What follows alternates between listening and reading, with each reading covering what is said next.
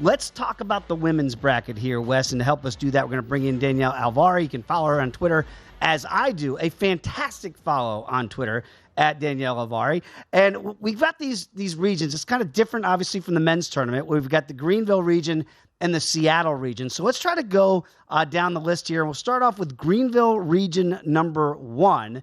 Big picture, Danielle, it feels like this might be the chalkiest of the regions. Yeah, I call Greenville 1 Bummer City because if you're in this region, you have to go through the defending champs, the undefeated 32-0 SEC champs, the South Carolina Gamecocks. They slow you down. They rebound. Their offense is not even how they win games. It's on the defensive side for this team. So the teams that they've struggled against, and struggle is very, very small letters here, have been the teams that have been able to slow them down. UCLA was one of them actually at South Carolina earlier in the year, able to just muck up their offense a little bit, but they are just able to do everything they want with this team. Lots of senior leadership. Aaliyah Boston, obviously most outstanding player from the Final Four last year, back and likely the first overall pick in the WNBA. So this team is poised to run it back. Yeah, Don Staley's crew. I feel bad for the Spartans there of Norfolk State, my old neck of the woods there, Wes Reynolds. Any shot of anybody else coming out of this region? Because I think, as Danielle puts it, it feels like the South Carolina region. I think this is going to be South Carolina, and they're going to play in Columbia. Of course, the protected seeds host their first and second round games in their own arena. So they don't have to leave the state until they get to the Final Four, and I think they will. However, not the easiest to draw, you would think, for the number 1 seed. Okay. South Florida and Marquette are very solid teams in the 8-9. Jose Fernandez down in South Florida. They were upset, actually, in the American tournament, even though they won the league. Marquette beat UConn, Texas, Gonzaga, all NCAA tournament teams. So you look through, they should get through that, though, and they'd have a rematch with UCLA, as Danielle mentioned. Only lost by 10 to this team. They made a great run in the Pac-12 tournament before they upset Stanford, actually the top seed, who was a 1 seed in this tournament, before they fell against Washington State in the final. Kiki Rice, really good freshman for UCLA. So, going forward, I do think that this could be challenging. Now, when they advance to the Elite Eight, which they will, they could either get number 2 Maryland or number 3 Notre Dame. They killed Maryland, South Carolina back on November 11th, 81-56. But Brenda Friese's team is a lot better. Love Brenda They Friese. were really good. Great game against Iowa that they fell short in the Big Ten tournament. So South Carolina's going to advance. Notre Dame, Olivia Miles, I don't know if she's going to be healthy. So South Carolina is going to move on to the final. I have a feeling they're going to come up in conversation a little bit later on in this segment. But Danielle, let's move on to Seattle 4. And I don't want to give out the cheat codes here, but I think you guys think that maybe this is where the chalk does not hold form here. Who do you have coming out of Seattle 4? This is the chaos region. This is where you could expect a lot of things to go haywire just because there's a lot of talent in this section here. I decided to go with a fun pick here, and I'm actually going to ask you not to pick this as well. Stanford is the smart pick, in my opinion, here, the 1 seed. But I'm going to go with 2 seed Iowa for me, beating Stanford in the Elite Eight to advance to the Final Four. Iowa has the scoring power to absolutely wreak havoc on teams. Their defense is where they fall short, and it's not a defense that you should back going to a Final Four unless you're crazy like me. Stanford is the more balanced team. They beat South Carolina in the championship game in 2021. They made it to the Final Four last year, lost to UConn.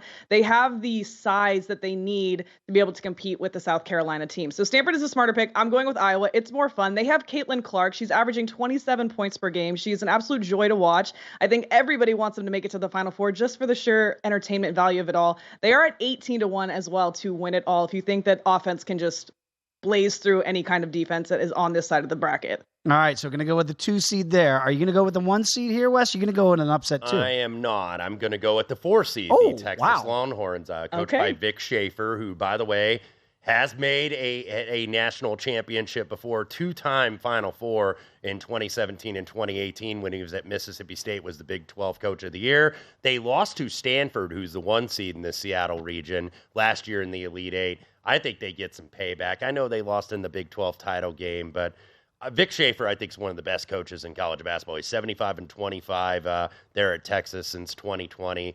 I think Hook'em Horns is going to be playing in Dallas in the Final Four. The chaos region, as Danielle said. I love that. Okay, so the 2 seed and the 4 seed coming out of there in Seattle 4. Let's go back to Greenville 2. And I got a Hoosier to my left here, Danielle.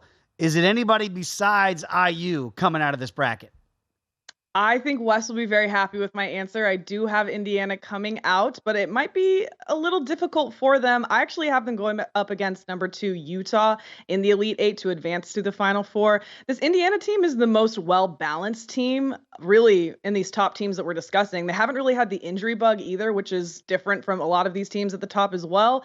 They're led by Big Ten Defensive Player of the Year, Mackenzie Holmes. So like I said, able to compete on the defensive side and the offensive side. Hasn't seen South Carolina this year. Also Big Ten Coach of the Year here, and just hit their program's best Elite Eight run just last season. I think they pushed through the Final Four this year, and actually I have them going to the championship game. Wow. And again, so Danielle's already picked IU, so it's not a homer pick by you if you go along with the Hoosiers. Yeah, I think the Lady Hoosiers are coming out here. By the way, no team in women's college basketball have more wins over ranked teams than the Lady Hoosiers. That's 9 right. ranked wins this year. So for the people in USA Today that were whining and complaining about, oh, Caitlin Clark in Iowa should have been a number 1 seed, not Indiana. It's a good storyline, Wes. Yeah, but Indiana's the better team. They split the regular season meetings, by the way, Yeah. IU and Iowa. Caitlin Clark hit that 3 at the buzzer. And I know Indiana didn't look great in the Big Ten tournament. They didn't have energy in the first game against Michigan State and then eventually put them away in the second half.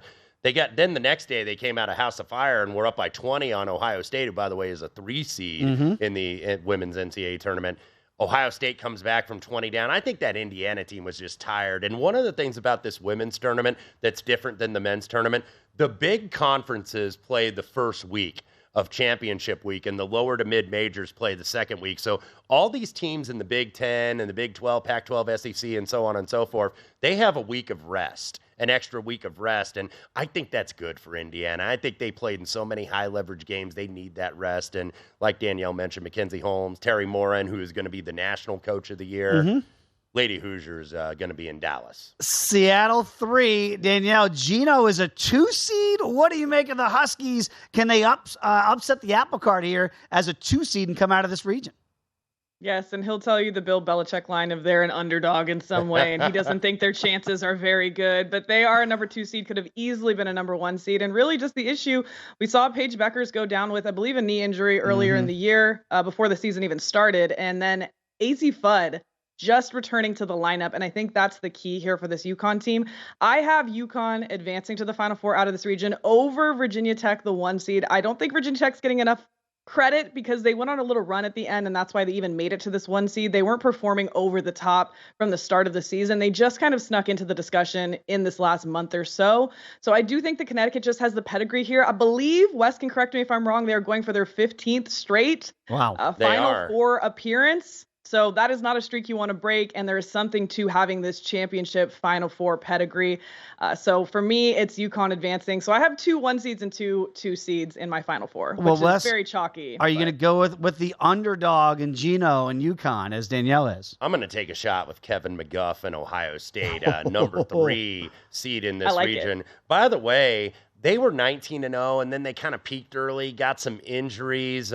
They were surprised last year, but not a surprise this year. And I think they've got Sheldon, J.C. Sheldon, a top 25 player, back from injury. So Kevin McGuff has a lot more options this time of the season. I want to see how Fudd holds up. She just returned in the Big East tournament. So I am going with the Lady Buckeyes out of this region. All right, it's down to the nitty-gritty. If you want to back South Carolina and win the whole thing, you got to lay $2. Danielle, is that the smart play, even though they're the overwhelming favorite? Oh, geez. What does that mean? They have to win more than 64% of the time? I do think they do. I think if you run this simulation, that happens. I think there are some better numbers out there, too. I think I've seen some minus 165, so obviously shop around for the best number.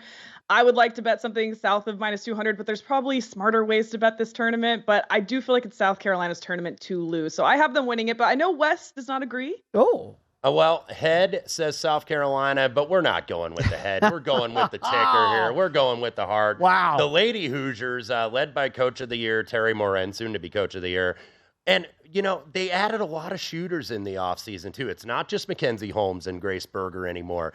You had Sydney Parrish, who transferred in, but comes back home to Indiana, was at Oregon. Sarah Scalia from Minnesota is a team that can shoot the 3.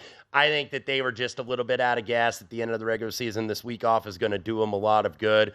The Lady Hoosiers to cut down the nets in Dallas, Texas. 7-1 for Indiana to get the win, but at least you both have the same final, right, Danielle? Because you've got South Carolina over Indiana. Top 2 teams. Yeah. chalk's going to play out. Danielle, a lot of fun. Enjoy the tournament. Thanks for your expertise. We'll catch up again soon. Thanks, guys. All right, Thank you, there Danielle. she is, Danielle Alvari. Everybody give her a follow on Twitter. Again, a very entertaining follow. So you guys have the same teams, just the different outcome. You've got Indiana over South Carolina. Danielle is going. Hashtag IUWBB, going to get it done. Visit VSiN.com to get current odds, listen for free, find showtimes, and download VSiN sports betting podcasts.